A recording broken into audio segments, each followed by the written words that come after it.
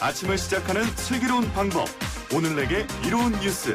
노영희의 출발 새 아침 슬기로운 인터뷰. 진짜 저 X라는 사람한테 맞으면서 약으로 버텼습니다. 진짜 밥을 굶고 정신적인 스트레스 얼마나 불안한지 알아요?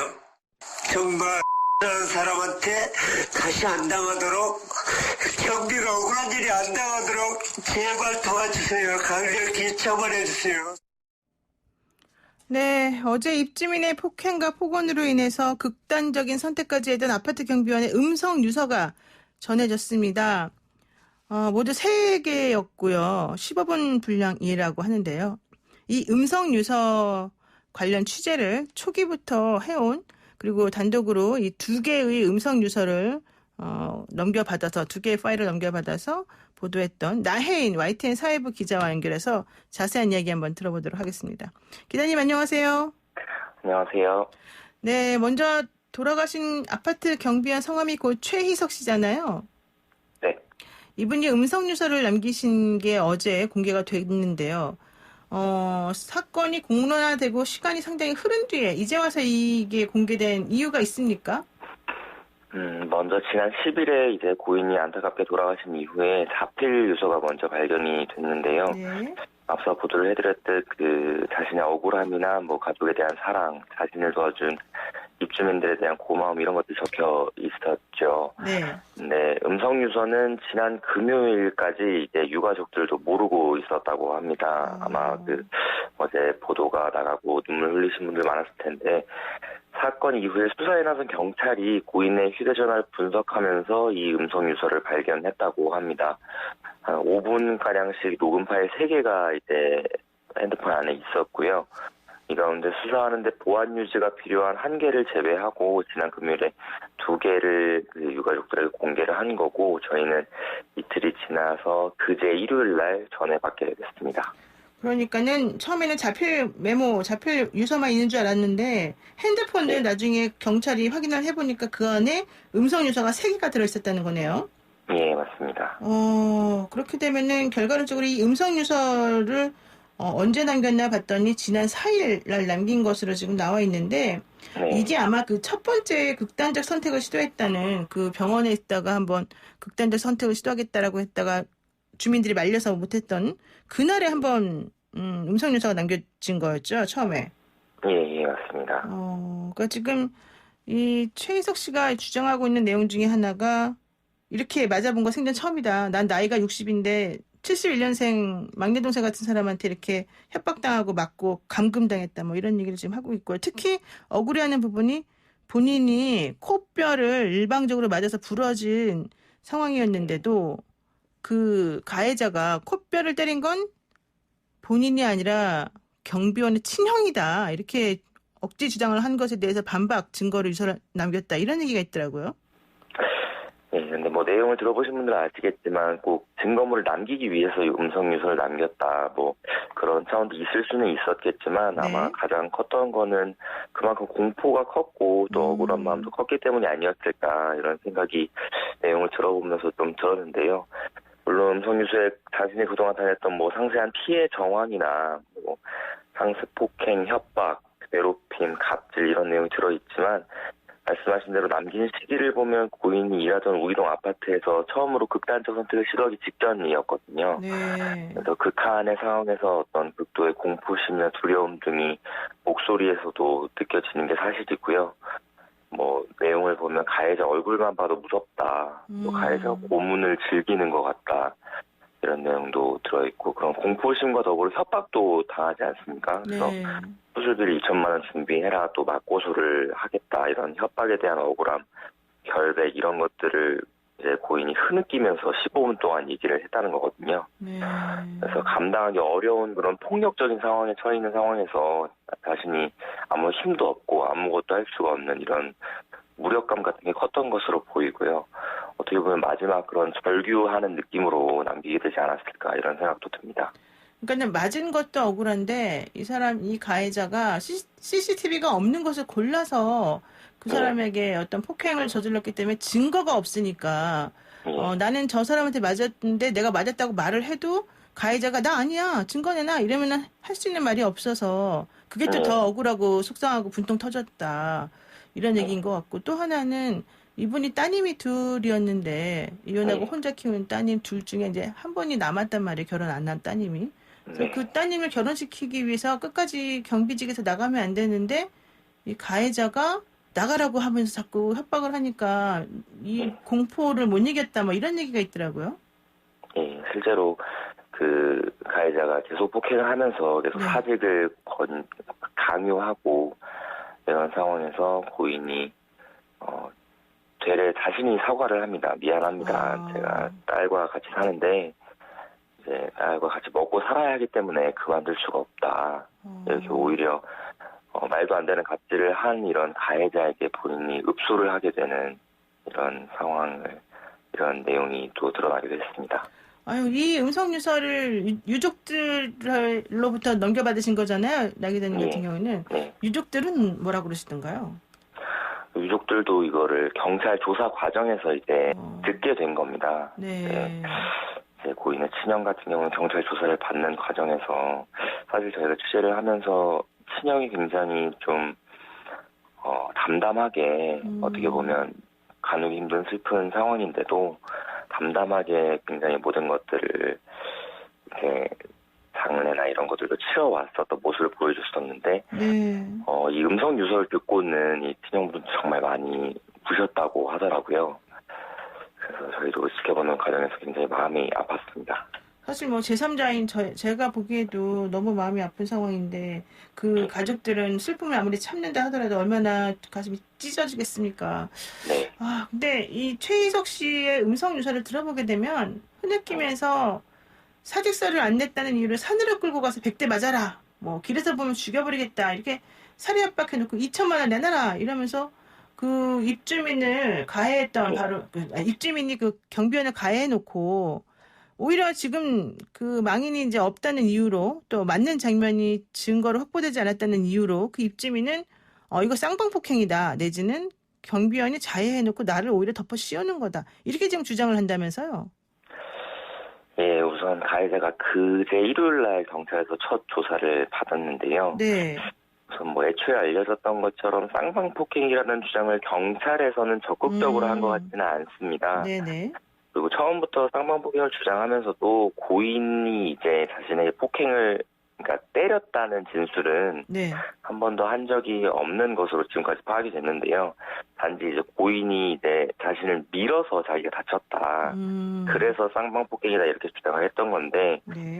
근데 근거로 내밀었던 그런 진단서가 네. 지난해 이제 이번 사건과 무관한 그렇죠. 교통사고로 다친 엉뚱한 내용이었다는 게 이미 알려졌기 때문에 네네. 설득력이 떨어진다는 것을 자신도 알고 있었을 거고요. 그다음에 쌍방폭행이라고 변명을 해도 어쨌든 폭행은 폭행이기 때문에 죄가 사라지는 건 아니거든요. 네네. 이런 상황에서 지금 가해자가 가장 크게 주장할 수 있는 게 코뼈는 내가 부러뜨린 게 아니다. 이런 점인데 이게 코뼈 골절 혐의가 인정이 되면 폭행을 넘어서서 상해 혐의가 되죠. 적용이 되거든요. 네. 그래서 형량이 훨씬 높아지게 됩니다. 최대 그 징역 7년까지 나올 수 있는 부분인데 그래서 아마 가해자가 경찰에서 코뼈 골절에 대해서는 적극 부인을 하고 있는 게 아닌가 이런 생각이 드는데요. 네. 그렇기 때문에 이제 친형한테 맞았다고 억지 주장을 했다가 급기야는 자해라는 그런 표현까지 고인과 유가족에 또 한 번 상처를 주는 그런 진술을 한 것으로 지금 전해지고 있습니다. 와, 진짜 이제 아마도 본인도 무슨 법률가의 도움을 받았겠죠. 이런 걸 인증하게 되면 너는 형량이 늘어나니까 가급적이면 좀 줄여라 이런 얘기를 들었을 수도 있는데 제가 지금 얼핏 생각해 보아도 일반적인 폭언이나 폭행을 했으면 이제 단순 폭언 폭행이 될 수가 있고 또 하나는 이게 항시적으로 이런 일이 있었으면 상습 폭행으로 넘어갈 수 있단 말이죠. 그리고 좀 전에 말씀하신 것처럼 코뼈를 부러뜨릴 정도의 중한 결과가 나왔다면 상해가 되고 이게 심해서 영구적으로 해결이 안 되고 회복이 안 되면 중성해가 또 될 수도 있고요. 더 중요한 건 좀 전에 말씀하신 것처럼 작년에 교통사고로 인해서 다쳤던 진단서나 이런 것들을 마치 이번에 이 경비원과의 싸움 때문에 다친 것으로 이렇게 바꿔가지고 협박을 했다는 거잖아요. 돈 달라 그러고. 그랬다면 그것도 사실은 사기 공갈에도 다 들어가는 거란 말이에요. 그래서 이런 여러 가지 것들을 합쳐보게 되면은 죄질이 상당히 무겁고 많아요. 그런 상황에서 좀이라도 자신의 잘못을 좀 경하게 만들기 위해서 이런 여러 가지 꼼수를 부리는 게 아닌가 생각이 드는데 경찰에서는 이 사람에 대해서 앞으로 어떻게 하겠다는 입장입니까? 경찰은 우선 구속영장 신청을 검토하고 있습니다. 네. 변호사님께서 말씀하신 대로 이제 상해나 폭행, 협박, 뭐 업무방해, 공갈까지 네. 포함해서 많은 혐의를 적용할 수 있다고 보고 있거든요. 네. 그리고 지속적으로 가해자가 고인의 또 고통을 알면서 또 그렇죠. 괴롭혔고 결국 안타깝게 극단적 선택까지 이어진 만큼 죄질이 나쁘고 또 사실 뭐 사회적으로도 엄벌을 촉구하는 목소리가 높지 않습니까? 네. 또 고인도 음성 유서에서 힘없는 경비원을 때리는 사람들을 강력히 처벌해달라 이렇게 울면서 호소했고요. 유가족이나 입주민, 시민사회에서 모두 그런 목소리가 높은 상황입니다. 또 시민단체에서 잇따라 가해자를 또 경찰이나 검찰에 고발을 별도로 또 한 상황이거든요. 네. 사실 그동안 이런 경비원에 대한 갑질이 반복돼 왔는데 이번에는 정말 경종 눌릴 수 있어야 한다는 목소리가 나오고 있습니다. 그렇죠. 엄벌에 쳐야 되고 좀 철저하게 조사를 해봐야 될 것 같은데, 좀 아쉬운 게 그분이 그렇게 고통당하고 힘들어할 동안에 주변에 있는 뭐 같은 경비원 동료라든가 아니면 아파트 관리 소장이라든가 아니면은 뭐 부녀회라든가 이런 또 이 아파트 관리 하는 분들을 또 거두는 그런 업체가 있지 않습니까? 이런 곳에서는 어떻게 이 경비원 분을 좀 보호하거나 이런 상황을 처리하려고 노력했을까요? 사실 뭐 좀 안타까운 일이기도 한데요. 네. 어제 공개된 고인의 음성 유서를 보면 고인은 좀 아파트 관리 사무소 측에 대한 어떤 약간의 서운한 감정도 있었던 것으로 좀 보입니다. 네. 하지만 한편으로 관리사무소도 이런 입주민의 비상식적인 갑질에 마땅히 대응할 방법이 없었던 것도 또 사실이거든요. 그 사건 개요를 보면 주차 문제로 첫 폭행이 벌어진 지난 21일 같은 경우 바로 이제 폭행이 일어난 다음에 실제로 가해자가 관리사무소로 이 숨진 경비원을 끌고 갑니다. 그래서 네네. 해고를 이제 소장한테 종용을 하는데 소장은 사실 뭐 권한이 없다는 말로 넘어가긴 했지만 네. 이후에도 계속해서 가해자가 이제 관리사무소에 해고를 고압적으로 요구할 때 사실 위압감을 느꼈을 것 같고 가해 입주민 어찌됐건 뭐 관리사무소 이하 모든 소장 이하 모든 경비원들을 같은 아파트 구성원으로 생각하기보다 하대해도 된다는 그런 존재로 여겼던 것으로 지금까지 보면은 보이거든요. 네네. 그래서 뭐 사건이 진행된 상황을 보면 다른 입주민들이 이제 문제의 심각성을 알고 그렇죠. 행동에 나선 이후에 이제 CCTV 등 사건 정리에 도우는데 참여하는 모습을 보이고요. 네. 비상식적인 입주민의 갑질 이후 뭐 아파트 단지 내 구조적인 위계관계 이런 것들까지 작용했기 때문에 한 것으로 보이기 때문에 그다지 할 수 있는 게 없었던 것으로 보이기도 합니다. 그렇군요. 이게 좀 구조적인 또 문제가 있을 수 있는 것 같아요. 이 아파트에서 용역업체하고 아파트 입주자회하고 또 간의 관계가 좀 있으니까요. 자, 다시는 이런 비극이 일어나서는 안 되겠습니다. 폭행과 협박을 일삼은 입주민에 대해서 처벌하는 것 반드시 필요한데 이거 이외에도 이러한 경비원에 대한 갑질, 사회적 제도적으로 어떻게 조금 해결할 수 있는 방법이 있습니까? 네, 뭐 정부나 뭐 지자체나 국회나 사법부나 뭐 각각 할 일이 있을 것 같은데요. 우선 지자체 쪽에서 고인의 일터가 있던 서울 강북구에서 행동에 나서겠다고 어제 발표한 내용이 있습니다. 네. 그래서 경비원들의 근무 환경 개선과 인권 증진 방안 등을 담은 종합 대책을 추진하겠다고 발표를 했는데요. 우선 다음 달 초까지 관내 아파트 60곳을 대상으로 근무 환경 긴급 실태 조사에 나서겠다고 이제 밝혔습니다. 그래서 경비 운영 방식이나 뭐 업무 교제 방식, 입주민 고용업체와의 갈등 등을 살펴보겠다고 했고요. 사실 뭐 현행법에도 공동주택관리법에 규정된 내용을 보면 입주자나 뭐 입주자 대표의 관리주택 등은 경비원 등 근로자의 처우 개선과 인권 존중을 위해서 노력하게 되어 있습니다. 네. 뭐 업무 이외에 부당한 지시를 하거나 명령을 할 수도 없게 돼 있고요. 다만 이제 처벌 규정이 없다는 건데 이런 걸 어겼을 때 이런 건 입법이 또 필요하겠고요. 또 직장 내 괴롭힘 금지법이 지난해부터 시행이 됐는데 네. 여기에 이제 아파트 입주민은 사실 사용자로 됐죠. 구분되지가 않습니다. 근데 보면은 사실 내가 낸 관리비에서 경비원 월급이 나오니까 네. 입주민들은 내가 고용한 것처럼 생각하는 경우가 많은데요. 경비원은 대부분 고용구조 보면 간접 고용 그렇죠. 형태입니다. 네. 그렇기 때문에 사각지대가 좀 있는 사안이고요. 그런 점에서 이 법도 뒷받침돼야 하고 정부는 또 근로감독에 나설 수 있을 것이고 사법부는 또 엄한 판결, 갑질에 대해 솜방망이 처벌 말고 계속 엄정하게 처벌해서 네, 이런 네. 점을 뿌리 뽑을 수 있어야 할 거고요. 네. 무엇보다 입주민들 스스로 경비원이 공동체 구성원이라는 인식 전환도 필요할 것으로 보입니다. 네, 그렇습니다. 오늘 말씀 여기까지 듣겠습니다. 고맙습니다. 네, 감사합니다. 네, 지금까지 나혜인 YTN 사회부 기자였습니다.